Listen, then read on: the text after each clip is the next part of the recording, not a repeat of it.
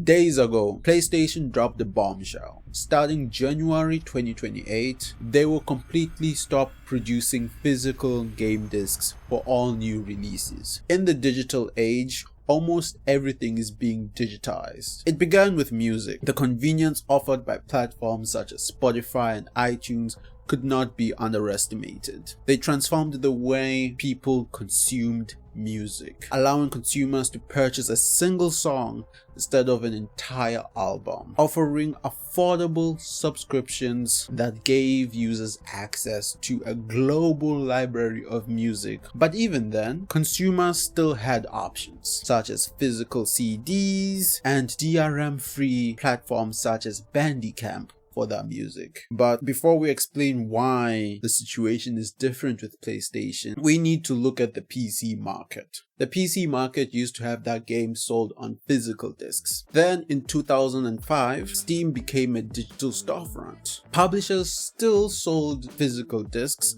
due to Steam still being very new and very selective on who they allowed to publish on that storefront. Then the year 2011 to 2018, as the internet became faster, cheaper, and more reliable, publishers gradually stopped producing discs. But the community never revolted. Why? PC discs had already become inconvenient, often requiring serial keys, patches, online activations, and DRM on top of that.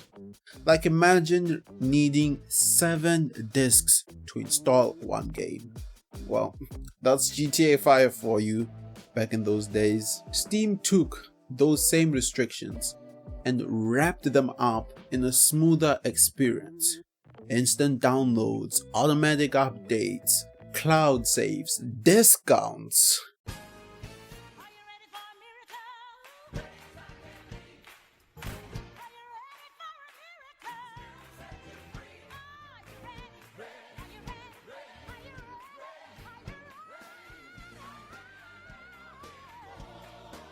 In the end, convenience defeated ownership for a majority of the market. But the beauty of the PC market is the fact that it is an open market. And so platforms that valued customer ownership, such as Good Old Games, appeared, allowing users to buy games DRM free. These were the digital equivalent to physical discs. PlayStation, on the other hand, are a closed garden with very little freedom. Right now, you can buy PlayStation games in 3 ways: digitally, through their storefront, physically, and on second-hand marketplaces, and tertiary via Steam for some titles. But in April 2026, they updated their terms of service. Accounts inactive for 3 years can be permanently deleted, taking your digital library with it. In May, PlayStation studio boss Herman Hulst confirmed single-player games will no longer come to the PC marketplace. And now, the physical disc announcement. Sony can't convince us that they haven't been planning this for the longest time. They're strengthening the walled garden, making it that you can only buy games from them, through them. They can revoke your purchases without any consequences, and you can only play their Sony PlayStation Studio games on their hardware. The third point doesn't sound that bad. Physical discs are an insurance that even if the PlayStation 5 store eventually shuts down, like how they're already shutting down the PS3 and the PS Vita store, you could still play your games without requiring an internet connectivity. But that safety net is disappearing, and it's concerning because the PlayStation isn't an open marketplace. It's not the PC marketplace. A developer can't just choose to publish that game on a consumer-friendly store on the PlayStation because there is no other store than Sony store. Instead, they're forced to go through Sony, unlike the PC market. Then the fact that you lose your whole library just for being inactive for 3 years is a sucker punch. Now, yes, I do understand.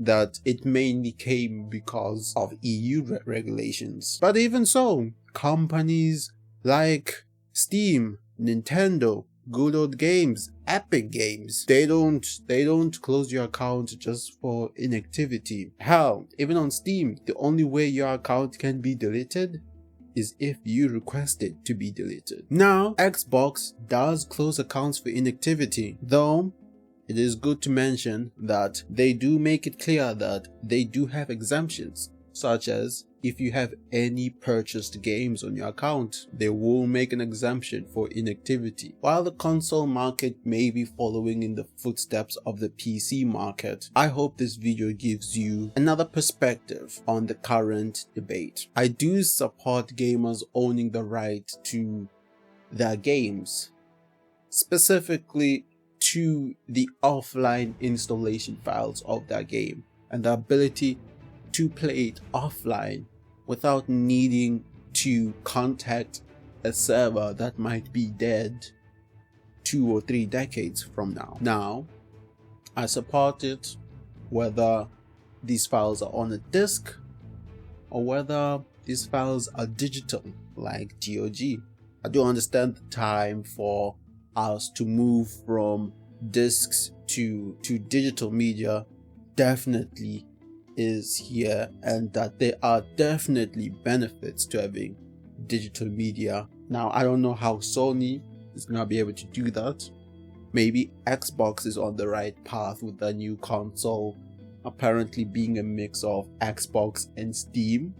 I will say we need to continue having physical media up until a proper solution is found for people being able to own the digital media. Not a license, but the right to be able to download it and have it on their system, play it offline without ever needing to contact a server. Up until a solution that satisfies people is reached, PlayStation should continue producing discs. They should continue having their consoles accept discs. I don't think a PlayStation 6 that completely is digital only is good for the consumers nor for the company. But yeah, thank you for watching the video. Tell me what you think about it. I know it's a little bit controversial, but yeah, what are your thoughts?